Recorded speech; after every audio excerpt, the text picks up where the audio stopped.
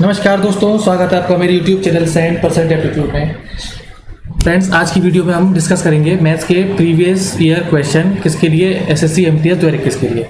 अभी upcoming days में SSC MTS का एग्जाम होने वाला है, प्री होने वाला है, अगस्त में इसका टेंटेटिव शेड्यूल है। इस वीडियो में बेस्ट 25 क्वेश्चन डिस्कस करूंगा मैं। इस वीडियो को आप अंत तक देखिए और पहले से खुद से ट्राई करना है आपको, उसके बाद मेरा सॉल्यूशन देखना है। इंपॉर्टेंट रहेगा आपके एसएससी जीडी के लिए, जो उसका नोटिफिकेशन अभी आने वाला है।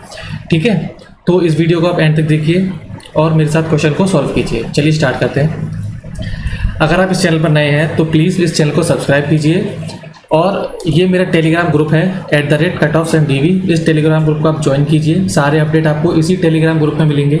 ठीक है, वीडियो अगर अच्छी लगे तो लाइक दबा दीजिएगा और कमेंट में कोई समस्या हो तो पूछ लीजिएगा।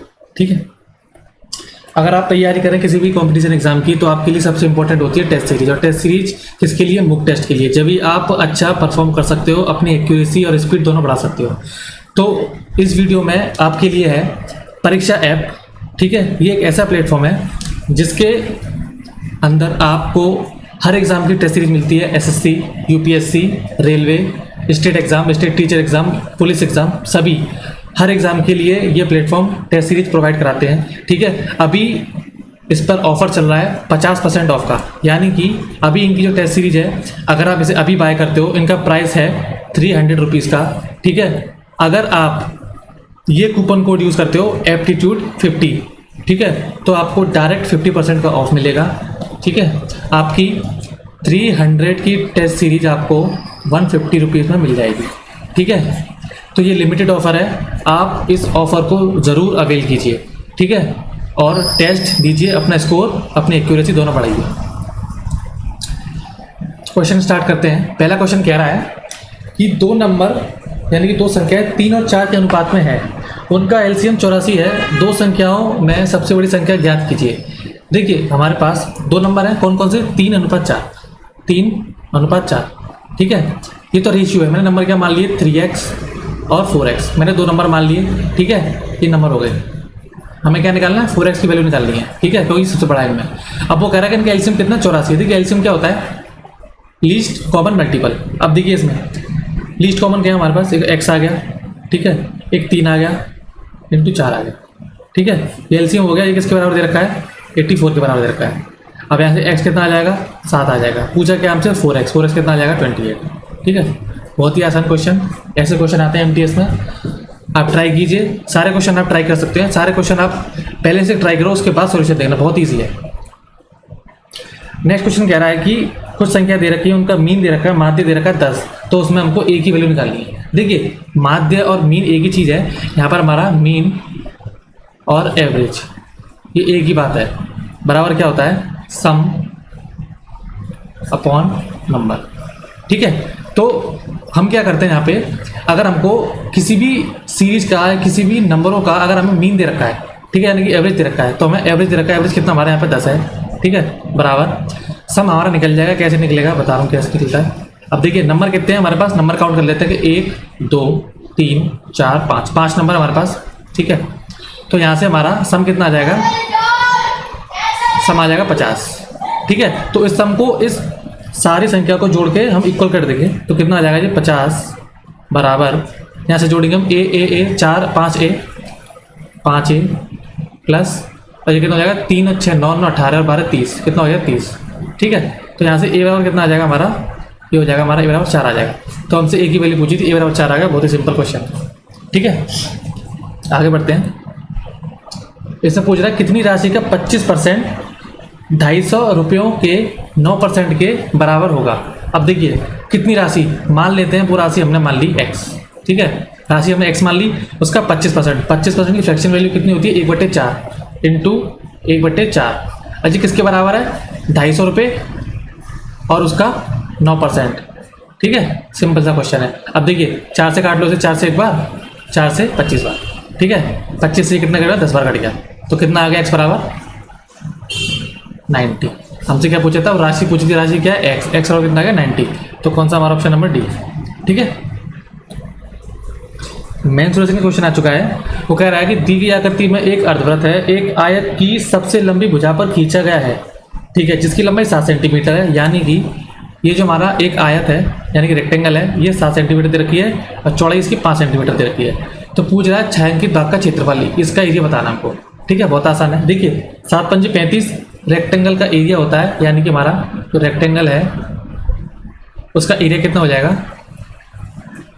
एरिया हो जाएगा 7 × 5। ठीक है, अगर हमको शेडेड एरिया का, शेडेड रीजन का एरिया निकालना है तो हम पूरे फिगर में से जो सेमी सर्कल बनना है इसका एरिया घटा देंगे तो हमारा क्या आ जाएगा, शेडेड रीजन आ जाएगा। कैसे, शेडेड रीजन, शेडेड रीजन का एरिया कैसे निकालेंगे हम, रेक्टेंगल का area, rectangle area minus semi circle का एरिया। ठीक है, सेमी सर्कल एरिया। ठीक है, अब देखिए रेक्टेंगल एरिया कितना आ जाएगा, 7 पंजे 35। ठीक है, माइनस सेमी सर्कल का एरिया। अब देखिए ये पूरा कितना 7, ये क्या हो जाएगा, सेमी सर्कल है पूरा। अगर ये सर्कल मानेंगे हम इसका पूरा, यहाँ तक बढ़ाएंगे सर्कल बन जाएगा ये, तो हमारे क्या हो जाएगा, डायमीटर हो जाएगा सर्कल का। ठीक है, अगर ये डायमीटर है तो यहाँ पे अगर सेंटर होगा तो ये सॉरी ये अगर सेंटर होगा तो ये कितना हो जाएगा, ये 3.5 हो जाएगा, क्योंकि डायमीटर का हाफ होता है रेडियस।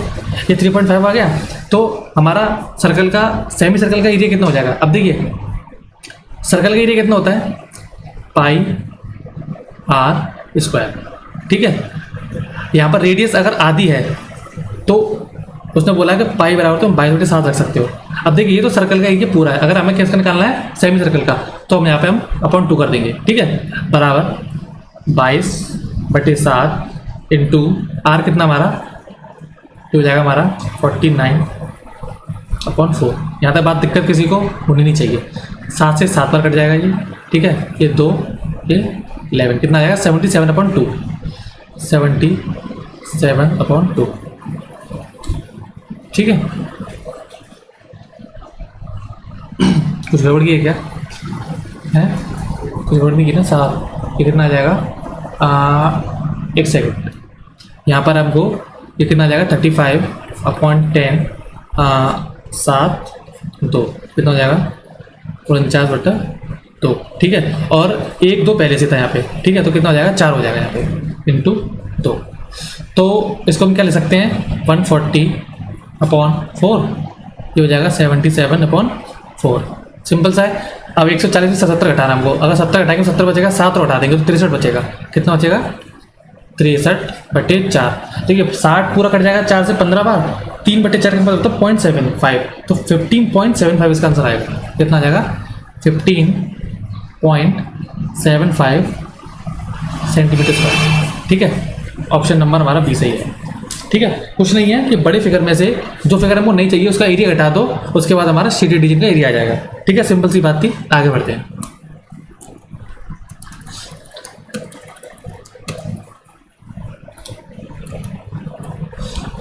देखिए एक सिंप्लीफिकेशन का क्वेश्चन है, कह रहा है कि इस एक्सप्रेशन की आपको वैल्यू फाइंड करनी है।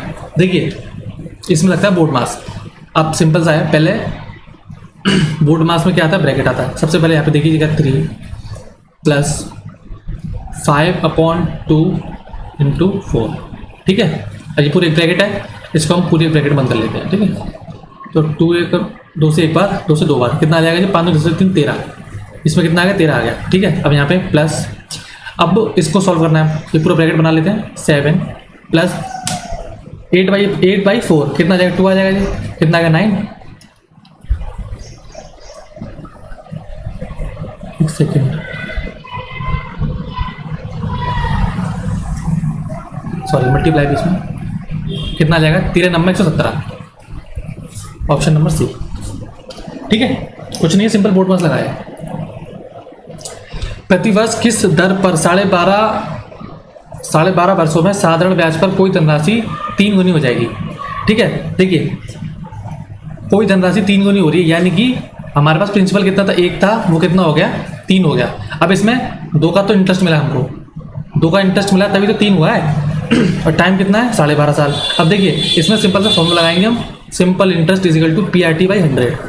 अब देखिए यहाँ पर 2 का तो इंटरेस्ट मिल रहा है हमें। ठीक है, हमारा प्रिंसिपल कितना है 1, टाइम कितना है 12.5। ठीक है, हमें क्या निकालना है, रेट निकालना है, R मान लें रेट अपॉन 100। ठीक है, अब ये आ गया, ये कटेगा इससे 8 बार, तो रेट कितनी आ जाएगी 16%। ठीक है, सिंपल सा क्वेश्चन, फॉर्मूला लगाओ, आंसर पाओ। ठीक है, कौन सा ऑप्शन है हमारा? Option number B. ठीक है,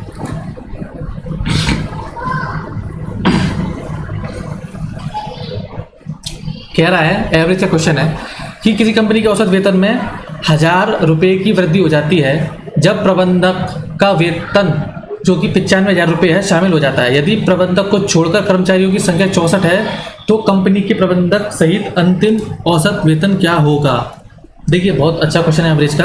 मैं तो कह रहा हूँ अगर आप फर्स्ट टाइम इस क्वेश्चन को करो तो इसको स्किप कराओ, पहले इजी क्वेश्चन करो, उसके बाद इस क्वेश्चन पे आना, क्योंकि इस क्वेश्चन में आप उलझ सकते हो। थोड़ी कैलकुलेशन इस क्वेश्चन में मैं आपको करके दिखाता हूँ कैसे करेंगे। इस क्वेश्चन को मैं आपको एलिगेशन से बताता हूँ। देखिए, हमारे पास एक तरफ क्या है, एक तरफ तो 64 एम्प्लॉई है, एक तरफ 64 एम्प्लॉई है और एक तरफ एक अलग मैनेजर है। ठीक है, जब 64 एम्प्लॉई हैं तब हमारा एवरेज हमने मान लिया ए है। ठीक है, और जो प्रबंधक है यानी कि मैनेजर है उसका एवरेज कितना है? उसका 95,000 है। ठीक है, 95,000 है। अब वो कह रहा है कि जब इन दोनों को मिला लिया जाता है तो एवरेज कितना बढ़ जाता है? एवरेज हमारा बढ़ जाता है 1,000 रुपये। ठीक है, अब देखिए इसमें से इसे घटाएंगे, आपको एलिगेशन का रूल पता है, बड़े में छोटा घटाते हैं। इसमें से इसे घटाएंगे तो यहाँ पे क्या बचेगा? 1,000 बचेगा, यानी कि एक की वैल्यू कितनी है? 1,000 है, तो 64 की कितनी हो जाएगी? 64,000। अब इस बात का मतलब ये है कि इस वैल्यू में से अगर इस वैल्यू को घटाएंगे तो 64,000 आना चाहिए। अब देखिए 95,000 तो ये रहा, 1000 घटा दिया तो कितना बचा? 94,000 बचा। 94,000 बच रहा है तो ए की वैल्यू में कितनी रखनी पड़ेगी? 64 आ जाए तो हमें ए की वैल्यू कितनी रखनी पड़ेगी? यहाँ पर हमको ए की वैल्यू रखनी पड़ेगी 30,000। आप बात समझ रहे होंगे मेरी? ठीक है, 30 और 1 31, 31 में से 95 घटेंगे तो कितना आ जाएगा आपका? 64,000। समझ में आ गया बात आपको? तो अब वो पूछ क्या रहा है? वो पूछ रहा है कि तो कंपनी के प्रबंधक सहित अंतिम औसत क्या होगा। देखिए लास्ट में जब 64 और 65 लोग हो गए तो एवरेज कितना बन गया हमारा? 1000 प्लस ए की वैल्यू कितनी निकाली? 30,000। तो टोटल कितना हो गया? 1000 प्लस 30,000 31,000। कौन सा आंसर है हमारा? Option number B. ठीक है, टोटल एवरेज कितना हो जाएगा? 31,000 रुपये। सिंपल सा क्वेश्चन था, आगे बढ़ते हैं। शीला ने 24 रुपये प्रति कलम की दर से 3 कलम खरीदे। शीला ने 2 कलम को 18 रुपये प्रति कलम की दर से बेचा तथा तीसरे को 45 रुपये में बेच दिया, तो लाभ या हानि बताइए। देखिए प्रॉफिट आउट का क्वेश्चन है। कह रहा है शीला 3 पेन खरीदती है और 2 पेन बेचे उसने 24 रुपये में। देखिए ये है आपका आर्टिकल, ये आपका प्राइस। ठीक है, और 1 पेन बेचा उसने 45 रुपये में।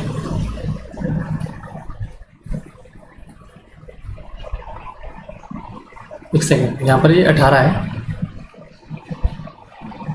एक मिनट। वो लेकर कितना, ये 3 पेन लेकर आई थी 24 रुपये के।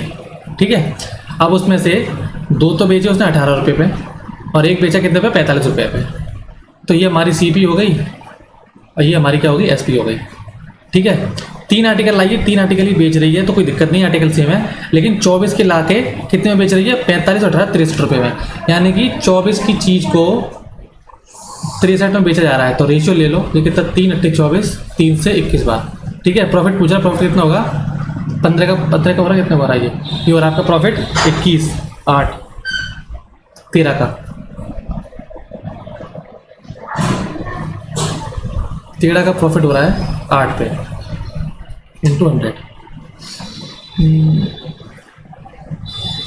ओह सॉरी, देखिए ईच है तो हमें इसका मल्टीप्लाई करना पड़ा 3 से, तो कितना आ जाएगा यहाँ? 72। ठीक है, सॉरी थोड़ी सी मिस्टेक हो गई, कोई नहीं, कर लेते हैं सही इसको, कोई दिक्कत नहीं है। देखिए 72 को ला के कितने बेच रही है? 63 में बेच रही है। 9 8 72, 9 7 63, तो कितने का लॉस? 1 का लॉस 8 पे, तो कितना आ जाएगा? 12.5% का लॉस हो जाएगा। ठीक है, 12.5% लॉस ये। ठीक है, आसान क्वेश्चन है, आगे बढ़ते हैं।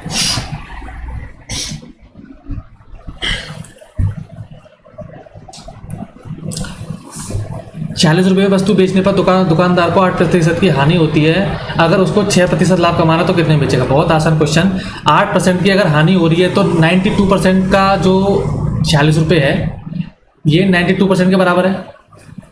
है कि नहीं। हमें निकालना कितना है, 6% के लाभ पे पहले हमें 100% निकालना पड़ेगा, यानी कि इसे मैं ऐसे लिख सकता हूँ 96/46/92 इंटू क्या निकालना है 106। क्या मेरी बात समझ में आती है आपको, इतनी आती है ना जी। कितना है 46 से 2 बार कितना आ जाएगा 53 रुपये, ठीक है।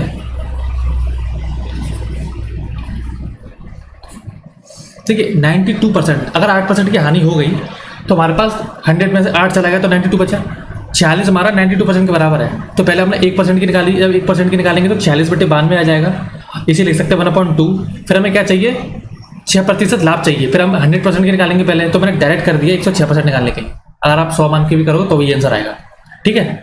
यानी कि यहाँ पे पहले मैंने 1% की वैल्यू कितनी निकाली 46/92, ठीक है। फिर हम यहाँ से पहले 100 की निकालेंगे, ठीक है, उसके बाद फिर हम 106 की निकालेंगे, तो मैंने डायरेक्ट कर दिया है, कोई इशू नहीं है, ठीक है। पाइप पी एंड क्यू क्रमशः 15 घंटे और 30 घंटे में टैंक को भर सकते हैं, और एक निकासी पाइप 20 घंटे में खाली कर सकता है, तो उन्हें अगर एक साथ खोला जाता है तो बताओ टैंक कितने में भर जाएगा। देखिए 3 तरह के पाइप होते हैं यहाँ पर हमारे पास, एक मान लिया मैंने पी, एक मैंने क्यू, एक मैंने माना आर, ठीक है। ये दोनों तो भर रहे हैं और ये खाली कर रहा है, ठीक है। ये 15 घंटे में भर रहा है, ये 30 घंटे में भर रहा है, और ये 20 घंटे में खाली कर रहा है, ठीक है। अगर मैं इसका एलसीएम मानूं जो टोटल वर्क बनेगा हमारा, तो एलसीएम मेरा 60 आ जाएगा, ठीक है। ये 15 चौके 60, 30 दूनी 60, 20 3 60, ठीक है। चूंकि ये खाली कर रहा है तो इसकी एफिशिएंसी नेगेटिव होगी, मैंने नेगेटिव लगा लिया यहाँ पे। अब वो बोल रहा है अगर तीनों को एक साथ खोला जाए तो टैंक कितने में बच जाएगा। अब देखिए तीनों एक साथ खोलने का मतलब ये है 4 और 2 6, 4 और 2 6 -3, ठीक है।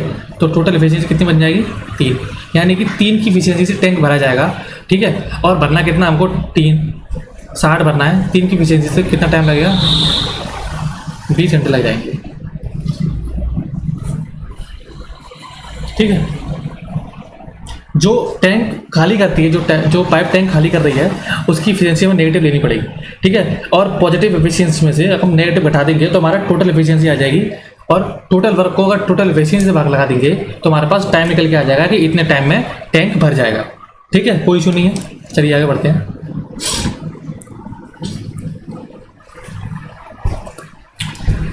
नेक्स्ट क्वेश्चन द्वारा सिंप्लीफिकेशन का आ चुका है, देखिए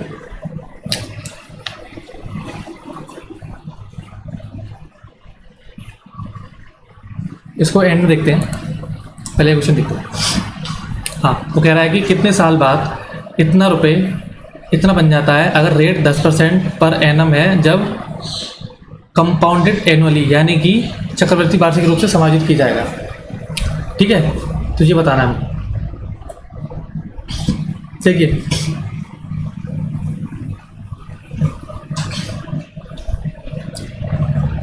2662 2200 रुपये बन जाते हैं। इसका रेशियो चेक करें अगर हम, तो 22 से काटेंगे, 22 से 100 बार कट जाएगा जी, ठीक है। 22 से कितने बार कटेगा जी 1 2 22 एकम 22, ठीक है। अब वो देखिए 100 से कोई चीज़ 21 हो रही है, 100 से कोई चीज़ 21 हो रही है, ठीक है। तो इंटरेस्ट कितने का मिला यहाँ पे हमें, यहाँ पे इंटरेस्ट कितने का मिल रहा है 21 का, ठीक है।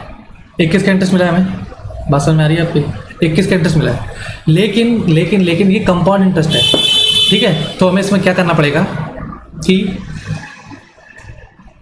जब 10% की रेट दे रखी है, ठीक है, तब हमारा कोई भी प्रिंसिपल 10 से 11 होता है, उसके बाद दूसरे साल में फिर 10 से 11 होता है, ठीक है। तब जाके वो 100 से 21 होता है, 121 होता है यहाँ पर, तब 21 का इंटरेस्ट मिलता है। तो यानी कि हमारा 10% की रेट है, तो ये कितनी बार लगी है 2 बार लगी है, तो हमें टाइम कितनी बार लगा यहाँ पे, हमारा टाइम कितना आया 2 साल आ गया, ठीक है। अगर यहाँ पे हमें 3 बार जाना पड़ता तो टाइम 3 साल हो जाता। अगर यहाँ पे हमें 1 बार जाना पड़ता, सपोज करो केवल 10 से 11 हो रहा होता है, अगर ये रेशियो 10 से 11 आ जाता तो हमारा टी बराबर कितना आ जाता 1 साल आ जाता। अगर ये रेशियो 1000 से 1331 बनता तो हमारा टाइम 4 साल आ जाता, ठीक है। हमारा रेशियो क्या बना 100 से 121, 21 का इंटरेस्ट वो कब होता है जब हमारा टाइम 2 साल का होता है। बात समझ में आ गई होगी, ऑप्शन नंबर बी।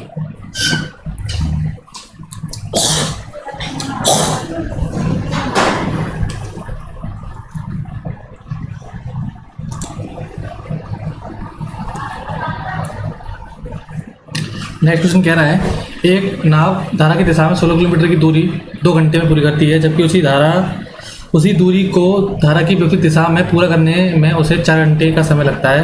स्थिर जल में नाव की गति क्या होगी?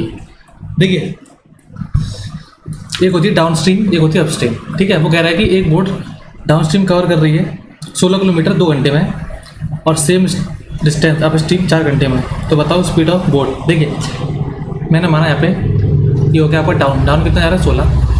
अब देखिए, ये मैंने माना बोट है, ठीक है, और ये स्ट्रीम, ठीक है। जब ये बोट और ये स्ट्रीम अगर इसकी डायरेक्शन ऐसे है तो उसे बोलते हैं डाउन अपस्ट्रीम। ठीक है, बात समझ में आ रही है?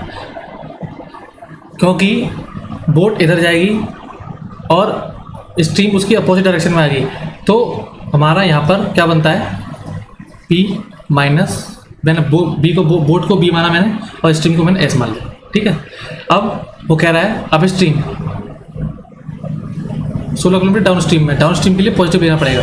ठीक है, क्योंकि डाउन स्ट्रीम में बहाव की तरफ जाती है।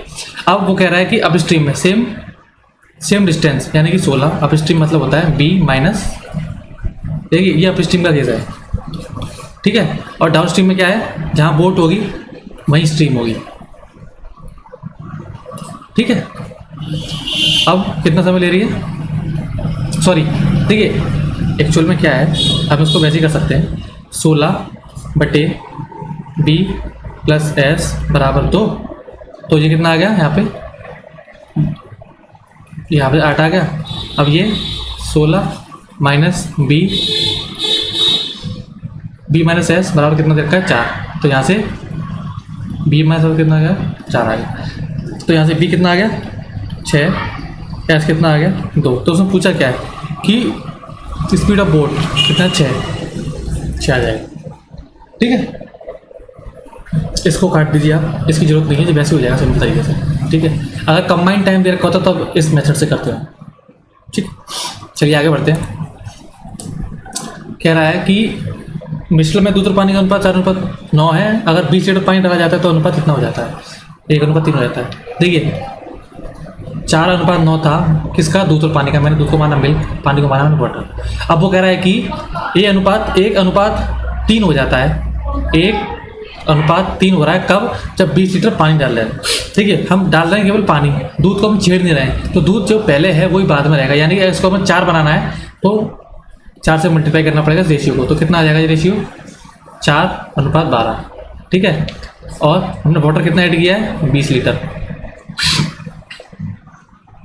वाटर कितना ऐड किया हमने 20 लीटर। अब यहाँ पर ऐड कितना हो रहा है, देखिए 9 से कितना हो गया 12, 4 × 4 = 12। ठीक है, तो 3 की वैल्यू कितनी दे रखी है 20 लीटर।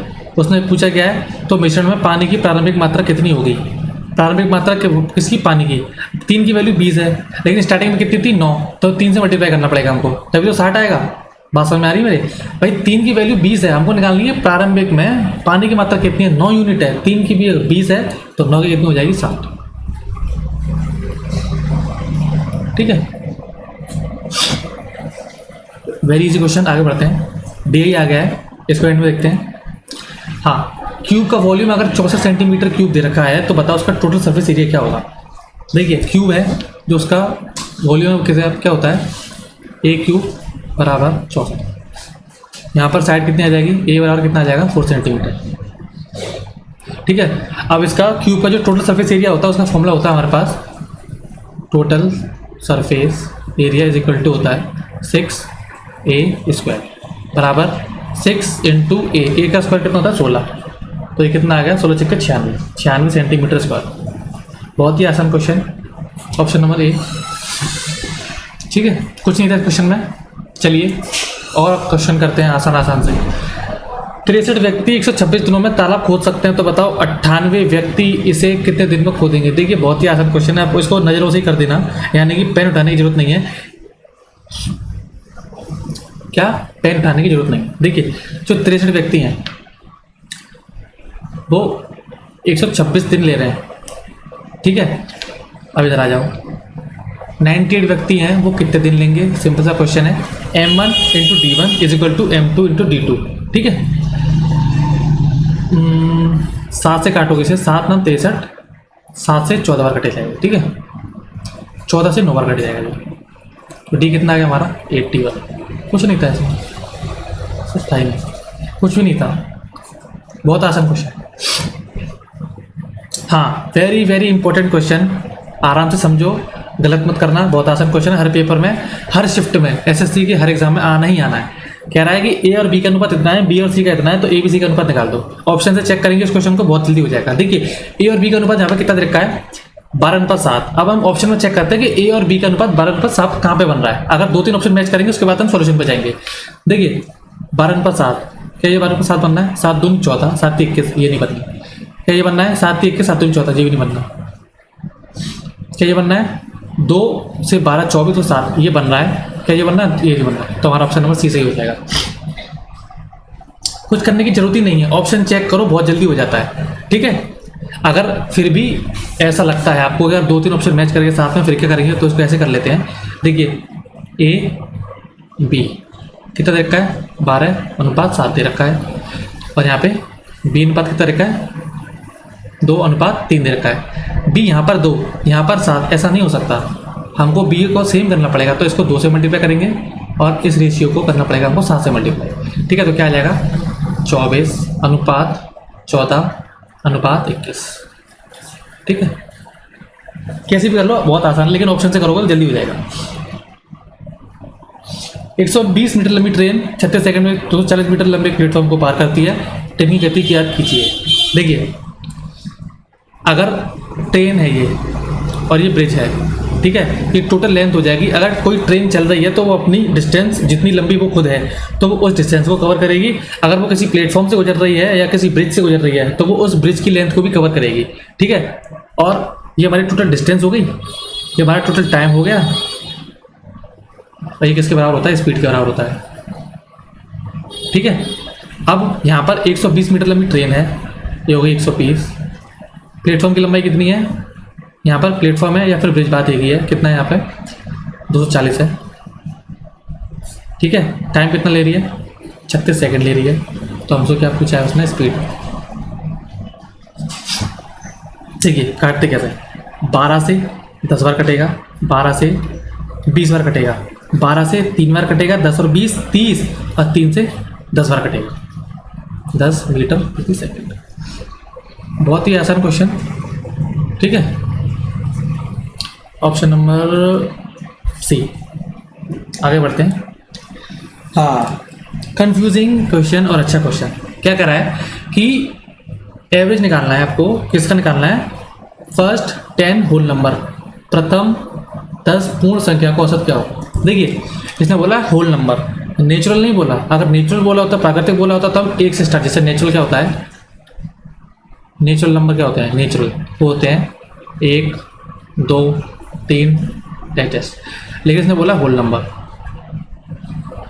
होल क्या होते हैं, 0 1 2 3, इस तरीके से। तो हमको क्या निकालना है, फर्स्ट 10 होल नंबर। देखिए मैंने अगर पूछा आपसे 0 और 1 के एवरेज कितना होगा, तो आप बोलोगे 0.5 होगा। फिर मैं पूछा आपसे 0 1 2 का एवरेज कितना होगा, फिर आप बोलोगे कि इसका एवरेज होगा 3/3, इसका 1 होगा। फिर मैं पूछा आपसे 0 1 2 3 का एवरेज कितना होगा, फिर आप बोलोगे 3 होते 6, 3 होते 5 और 6/4, कितना आ जाएगा 1.5, ठीक है। देख रहे हो, अगर मैं एक नंबर बढ़ा रहा हूँ तो एवरेज कितना बढ़ रहा है, 0.5 बढ़ रहा है। कब, जब 1 का गैप है। तो अगर मैं 9 तक जाऊँगा, देखिए अगर मैंने 4 नंबर लिखे हैं तो एवरेज कितना 1.5 आया है। फिर मैं 1 बढ़ाऊंगा तो एवरेज कितना आ जाएगा, 2 हो जाएगा। फिर मैं 1 बढ़ाऊंगा तो 2.5। ऐसे करते करते अगर मैं यहाँ तक 9 तक बढ़ाऊंगा, यानी कि 0 से लेकर मैं 9 तक जाऊँगा, तो एवरेज कितना आ जाएगा 4.5। बात समझ में आ रही है। यानी कि जो लास्ट में नंबर होगा उसी का आधा एवरेज होगा। यहाँ पर लास्ट में नंबर कितना था, 1 था, उसका एवरेज कितना था, आधा चला गया। यहाँ पर एवरेज कितना होगा, 2 का आधा, 3 का आधा, तो 9 का आधा कितना, 4.5। आई होप आपको समझ में आ गया होगा।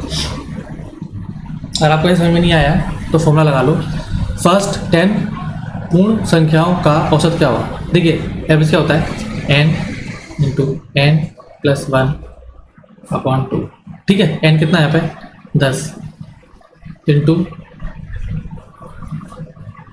सॉरी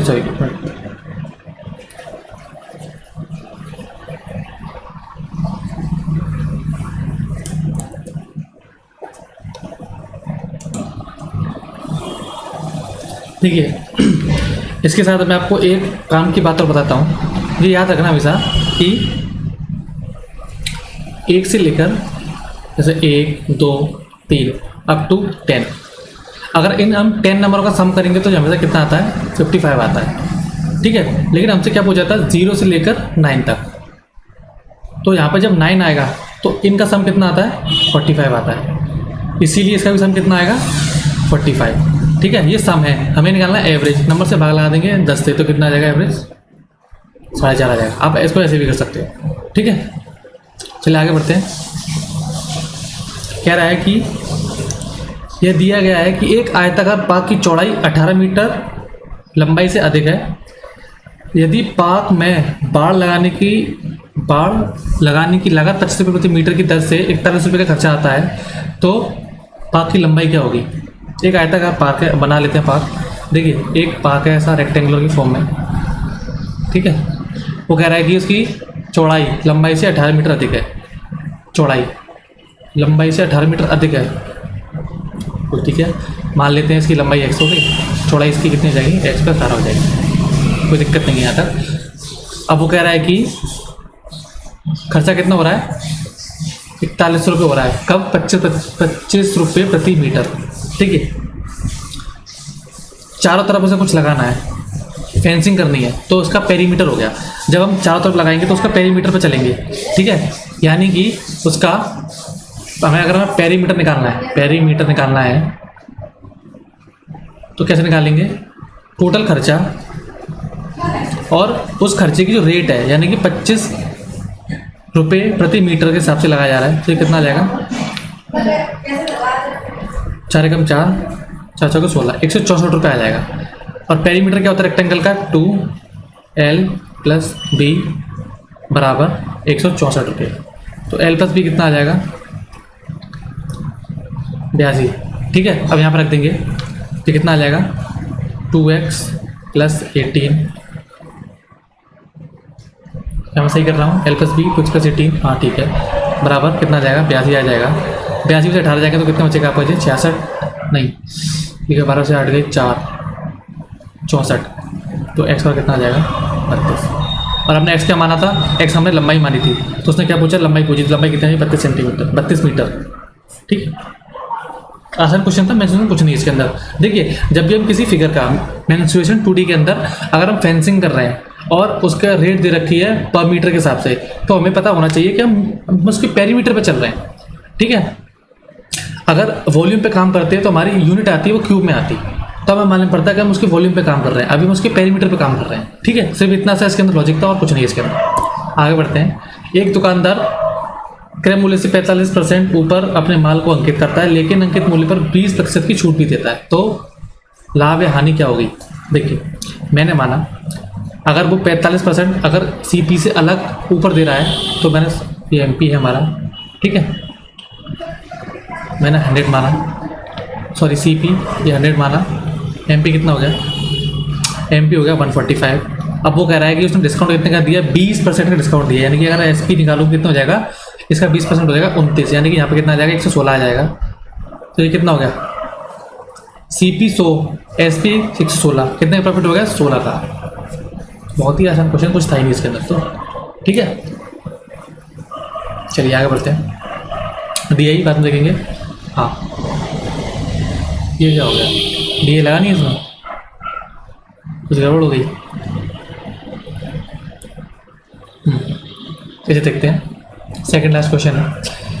एक संख्या जब 3/4 से गुणा किया जाता है तो वह 48 कम हो जाती है।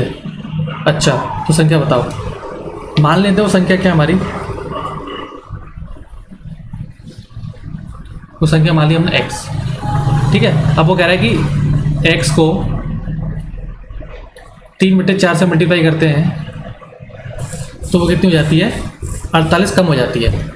ठीक है, यानी कि अगर 3/4 से मल्टीप्लाई किया तो 48 कम हो गई, तो इसका मतलब यह है कि वो 1/4 4 ऑफ एक्स की वैल्यू दे रखी है 48। ठीक है, तो यहाँ पर एक्स का मतलब कितना आ गया 192। कुछ है इसके अंदर? कुछ भी नहीं है। ठीक है, ये हो गया। हमने ऑलमोस्ट सारे क्वेश्चन कर लिए हैं। अब डीआई पे आते हैं। सबसे पहले डीआई कौन सा था? ये वाला क्वेश्चन देखते हैं। इसमें कह रहा है 0.72 इंटू 0.26। बहुत ही भयंकर क्वेश्चन है। Plus 0.18 into 0.52। ठीक है, ओहो बहुत ही खतरनाक क्वेश्चन लग रहा है भाई ये तो। Divided by 0.13 into 0.9। ठीक है, देखिए इसके ऑप्शन देखते हैं कैसे आ रहे हैं। ऑप्शन से कुछ हेल्प मिल रही है हमको। 3.4, 0.024, 2.4 और 0.034। हम इसको ऑप्शन से कर सकते, अप्रोक्सीमेशन से कर सकते हैं। देखते हैं क्या आता है। देखिए अगर हम इसको 0.7 मान लें तो कोई दिक्कत है? कोई दिक्कत नहीं है। ठीक है, अगर इसका हम 0.25 मान लें कोई दिक्कत है? कोई दिक्कत नहीं है। प्लस ठीक है, ये अगर हम इसको पूरे को 0.2 मान लेते हैं तो भी कोई दिक्कत नहीं है, और इसको मैंने 0.5 मान लिया। ठीक है, अब नीचे आ जाओ। ये 0.13 लिखा हुआ है, इसको 0.13 रहने दो और इसको 0.1 मान लो। 0.1 नहीं है, इसको पूरे को 1 मान लो। आप इसको पूरे को 1 मान लो। ठीक है, तो ऊपर कितना हो जाएगा? ये 25 7 175 होता है, और ये हो जाएगा आपका 0.175 प्लस तो 5 10 0.01। नीचे कितना आ जाएगा? 0.13। तो ये कितना हो जाएगा? ये हो जाएगा आपका 0.17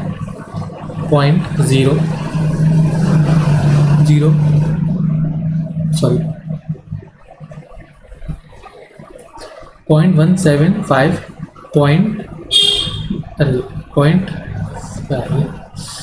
ओहो व्हाट इज दिस? क्या हो गया? चलिए देखते हैं, फिर से देखते हैं। कुछ टेक्निकल फॉल्ट हो गया था। देखिए इसको मैं 0.7 माना मैंने, इसको अगर केवल 0.7 मान लेता हूँ इसको। ठीक है, इसको मैंने मान दिया 0.25 इंटू 0.25। ठीक है, प्लस इसको मैंने माना, ये मैंने 0.180 रहने दिया, इसको मैंने मान लिया 0.5। ठीक है, अब नीचे आ जाओ। इसको मैंने माना 0.13 से मैंने नीचे चढ़ा, और इसको मैंने मान दिया पूरा 1 इंटू 1। ठीक है, ये कितना हो जाएगा? 25 7 175.175 प्लस 18 5 90। ये कितना हो जाएगा? 0.09। ठीक है, सही है 0.090। हाँ सही, इस तरीके से। ठीक है, और उसके बाद ये कितना हो जाएगा? 0.13। इसको ऐड कर लेंगे, कितना हो जाएगा? 0.17 और ये 0.090 5 6 2 पॉइंट अपॉन ये कितना हो जाएगा? 0.13। तो क्या ये हम इसे कह सकता हूँ ये 2 के बराबर आ रहा है? क्या इसे मैं कह सकता हूँ? कोई दिक्कत नहीं है, मैं इसे कह सकता हूँ ये 2 के बराबर आ रहा है, क्योंकि 13 दूनी 26। ठीक है, तो हम किस ऑप्शन के पास जा रहे हैं? हम जा रहे हैं इसके पास। ठीक है, इसीलिए मैंने बोला था कि इस क्वेश्चन को हम अप्रोक्सीमेशन से कर सकते हैं, अदरवाइज बहुत क्वेश्चन बहुत टफ हो जाएगा।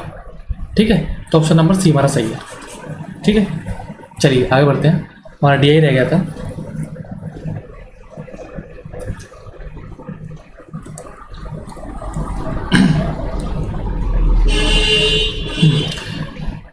कह रहा है कि read the following pie chart given below and answer the following question. कह रहा है the total monthly salary of Nancy is 30,000 rupees and distribution of salary is given below in the pie chart.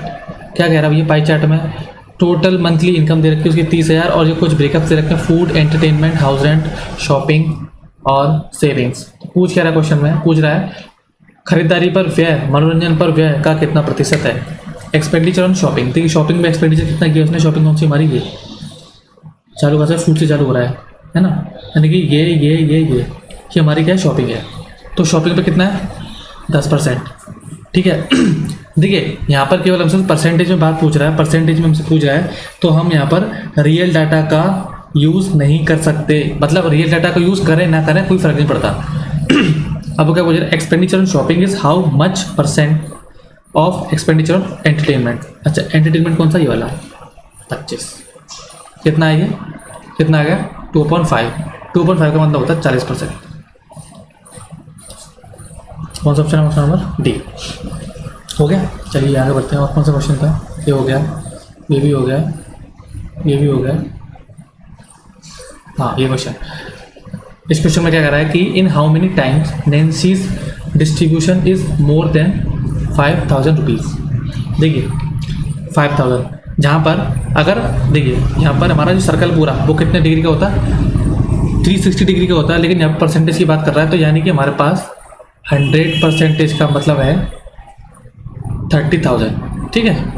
अब वो कह रहा है देखिए हमें कितनी निकालनी है, 5,000 की वैल्यू निकालनी है, तो कैसे हम 6 से भाग लगा सकते हैं, तो 6 से यहाँ पे लगाएंगे तो कितना आ जाएगा, तो यहाँ पे हमारा 5,000 की वैल्यू कितनी आ जाएगी, कम से कम 16% से तो ज़्यादा ही आएगा थोड़ा सा, ठीक है। अब देखिए वो पूछ रहा है कि 16% से ज़्यादा कितनी वैल्यूज हमारे पास, क्या ये है, ये नहीं है, क्या ये है, ये भी है, ये नहीं है, ये है, तो 3 में है, ठीक है। 1 2 3, तो 3 कैटेगरी ऐसी हैं जिसमें 16% से यानी कि 5,000 रुपये से इनकम ज़्यादा आ रही है, ठीक है। बहुत आसान क्वेश्चन था, ये भी हो गया। सॉरी ये क्वेश्चन मिसिंग है, इसका डाटा नहीं है, डाटा देख लेता हूँ, कोई देख दिया ये रहा हमारा। अब वो क्या पूछ रहा है क्वेश्चन में कि find difference between the expenditure on food and savings. देखिए फूड कितना हमारा 15%, मैं ले लेता हूँ यहाँ पे, फूड है हमारा 15%, ठीक है। और क्या पूछ रहा है वो, एंड एक्सपेंडिचर, एक्सपेंडिचर कितना हमारा, अच्छा एक्सपेंडिचर किस पे पूछ रहा है, फूड और सेविंग्स पर। सेविंग्स कितनी हो रही है, बाइट सबसे लास्ट में ये वाली 30%, 30%। सेविंग्स कितनी है 30%, डिफरेंस कितने का आ गया 15% का, ठीक है। हमने निकाला था यहाँ पे 1% की वैल्यू कितनी थी 30 रुपीज़, 300, ठीक है। 15% कितनी हो जाएगी 4,500, ठीक है भाई। 100% का मतलब कितना था 30,000 था, यहाँ से 1% की वैल्यू कितनी आ जाएगी 300 आ जाएगी, ठीक है। तो 15 कितने निकालनी 4,500 आ जाएगी, हो गई 3 क्वेश्चन दी आएगी, ठीक है। और क्वेश्चन बचा है, अब कोई क्वेश्चन नहीं है, सारे क्वेश्चन हो गए। हाँ तो वीडियो देखने के लिए आपका बहुत बहुत धन्यवाद। अगर आपको वीडियो अच्छी लगी हो, मेरी मेहनत अच्छी लगी हो, ठीक है, तो वीडियो को लाइक कर दीजिएगा और चैनल को प्लीज़ प्लीज़ प्लीज़ रिक्वेस्ट है, क्योंकि सब वीडियो देख के चले जाते हैं, चैनल कोई सब्सक्राइब नहीं करता, भाई थोड़ा सपोर्ट कर दो, चैनल को सब्सक्राइब कर देना और इस टेलीग्राम ग्रुप को जरूर ज्वाइन कर लीजिएगा। अगर कोई क्वेरी हो तो कमेंट सेक्शन में आप कमेंट छोड़ दीजिएगा, मैं उसको पिकअप करके आपका क्वेरी का जरूर आंसर करूँ, ठीक है। तो और इस टेस्ट सीरीज को जरूर ज्वाइन कीजिए, अभी लिमिटेड टाइम के लिए ऑफर चल रहा है, इस टेस्ट सीरीज को जरूर ज्वाइन कर लीजिए, बहुत ही अच्छी टेस्ट सीरीज है, ठीक है। मात्र 150 रुपये में आपको बहुत सारे टेस्ट मिल जाएंगे 1 साल की वैलिडिटी के साथ, ठीक है। तो फिर मिलते हैं आपसे नेक्स्ट वीडियो में, तब तक के लिए धन्यवाद। Session dismissed.